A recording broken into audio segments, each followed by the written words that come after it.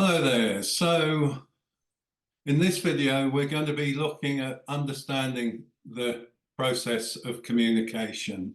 In order for us to make sense and meaning of the world around us, we need to have a method for filtering out unnecessary data, so we can more fully focus our attention on what we perceive to be important in any given moment.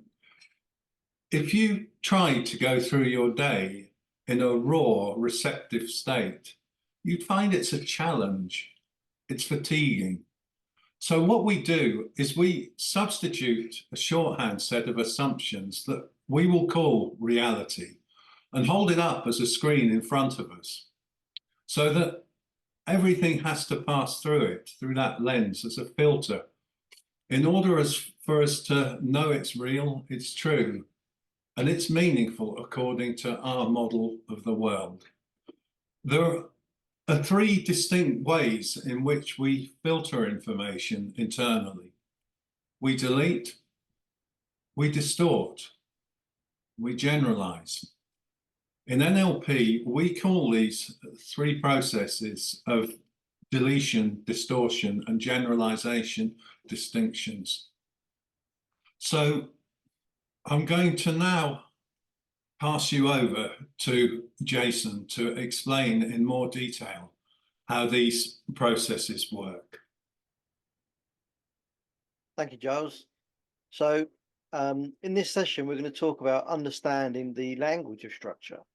And in NLP, there's this presupposition, which is one of the rules we kind of follow, which says the meaning of the communication is in the response you get.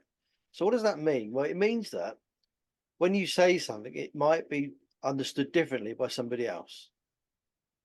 So if I was to say to somebody, go and make your bed, okay, very simple instruction. But there are some people who are very literal, and they'll understand that to go and mean they need wood, nails, a hammer, and materials they can go and physically construct a bed frame following a plan and guidelines. So they'll be off down to the hardware shop, buy all the stuff they need to get. Most people, however, would understand it to mean they need to go and lay the bedding out nicely and fluff the pillows. So it's very easy to communicate something that you didn't intend to communicate. Likewise, if you say to a child, pull your socks up, they may reach down and grab their socks and pull them up. Whereas in actual reality, you might mean, come and get a move on and hurry up. So it would be a good idea to be clear at what you mean, wouldn't it?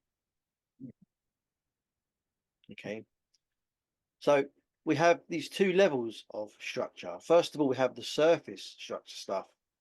All they are merely are the words, labels, and utterances which we actually say.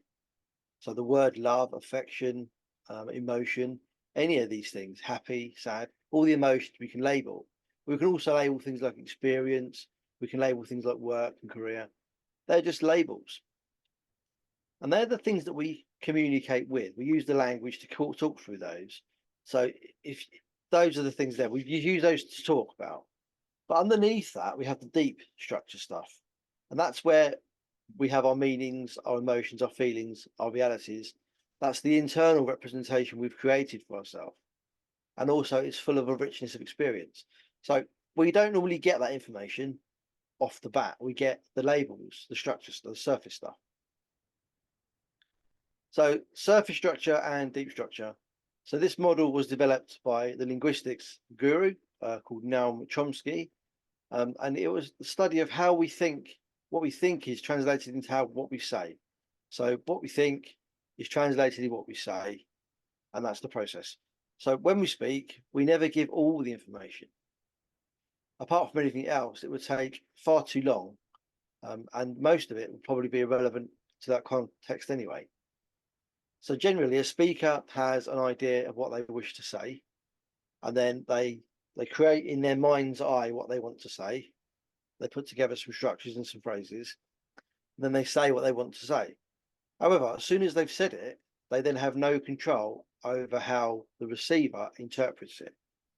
So they say the words known as the surface structure, but they cannot fully represent everything they want to say, all the emotions and feelings and thoughts. So the surface structure, as I said earlier, is just merely the words that we commonly use. However, behind each word are the meanings, thoughts, known as the deep structure. Surface structure. So every time we speak, we use words or labels to convey our message to other people. However, this is where it goes wrong.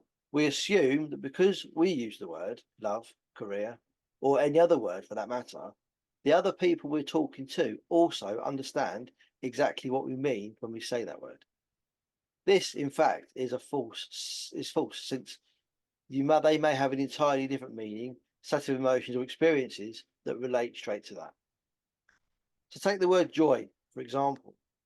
You might imagine joy to mean happy, whereas another person may take that word and understand it to be ecstatic, far better than happy, or even just a person's name, joy. And this becomes more challenging when we include spoken words due to homonyms, which are words that sound alike. For example, flower and flower. So if I was to say to you, think of a flower, you might say it's of a daffodil, where somebody else may say it's self-raising flower or plain flower for cooking purposes. But it's not conveyed just through the tonality. So then talk about some deep structure stuff. So again, every time we speak, we unconsciously do three things. We select only some of the information available, and we leave out or delete the rest of it. So what do we delete?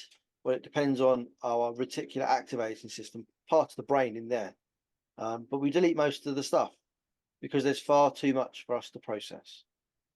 We then apply some rules to distort.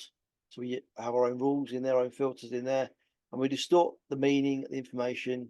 We can add things in, we can take stuff out, we can put all sorts of weird distortions on. And then finally, we generalize. And the reason we do that is because we're trying to make shortcuts.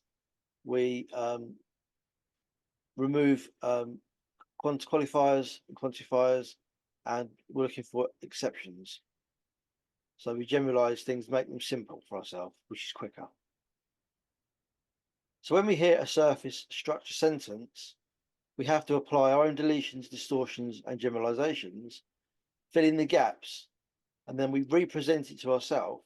And that's when, and only then, can we allocate meaning to it. And then when you do that, the real deep structure is made up of images, feelings, sounds. So you get pictures, sounds, and feelings are what your reality are. That's just the three things. And those things really can't easily and clearly be communicated and expressed in words.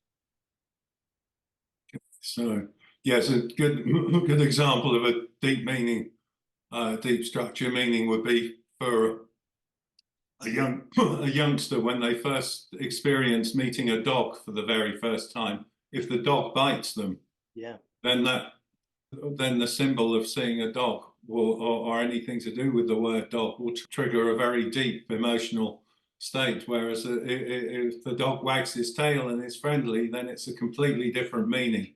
But whatever was there the first time that child meets the dog is what will stick, and that will become a generalization. It does. It generalizes, and it also creates a complex equivalence and a cause effect. So dogs equal bad. And actually, dogs don't equal bad. Not normally. They can do, but generally they don't. And that reinforces the message, doesn't it? The meaning of the message is the response that you get. Indeed, yeah, absolutely. Because we have these different things going on. So how do we get beyond surface structure? Well, the surface structure contains not only the labels, but also, if you listen and pay attention, it contains clues to the deep structure of what they really mean and the model of their world. So if you listen to what they're saying, you'll get ideas and clues about what they're actually trying to say back to you from their deep structure maps. So the meta model is a way of recovering the deleted, distorted, and generalized information. So what we do, we live in this thing called an impoverished map. We haven't got all the information there, and we don't convey that information. So because of the process we've just described, deleting, distorting, generalizing. So the idea is to get all the information back that we have to use the meta model. And that takes us down into the details, down to the nitty gritty. So we do that. So we can chunk down by doing that, using another process called chunking. So some examples then of generalizations, distortions, and deletions. Here are metamodel examples, challenges for each type. So for generalization, first of all, the challenge will be a universal quantifier. The universal quantifier, as I said in the previous video, is things like all, never, none, nobody, everybody, where it's 100% words and no case can go against that. If it does, you're invalid. So you can say all men are late. And you can say, well, all men are late. Every single man on the planet is always late. Well, clearly that's not the case. It's not true. Or you could say also, can you think of a time when a man was not late? So that's called a counter example. So you found a different example to that challenge. But just by using the absurdity of all men are always late, sort of taking the mickey a little bit. Now, of course, they're not always late all the time. You know what I mean? They're most of the time. Well, okay, then your statement is now invalid. Then we have distortions. So a distortion, typical distortion would be a mind reading. She always ignores me. So you can challenge that by saying, how do you know she's ignoring you? So for example, the other day, a friend of mine was out. I tried to phone them up on their phone, wouldn't answer. So my initial mind read was, they're ignoring me. Well, what else could this mean? It could mean that they've got no phone signal. It could mean that they're busy. It could mean that they're buying me a gift. It could mean 101 million other things. But my mind read was, this person is ignoring me. Okay, so we need to justify. And a mind read is basically applying our model of our world onto somebody else as the actions without any justification. Then finally, we have a deletion we can have here. So the challenge for an unspecified referential index. So I mentioned those in another video, what they are more technically more detailed, but I forget to mention the details. So in that sentence here, not only have they forgot to mention the details, they've also forgotten to tell me what the details were. So the lost referential index was specifically the details. So my challenge to that would be, what specific details did you forget to mention? Or how did you forget to mention the details? Or what details were you implying? What details did you mean to tell me about? Or you could even say, what was missing from that? What else did you need to tell me? What else? What else in its own right is very, very powerful. It encourages people to continue speaking and talking.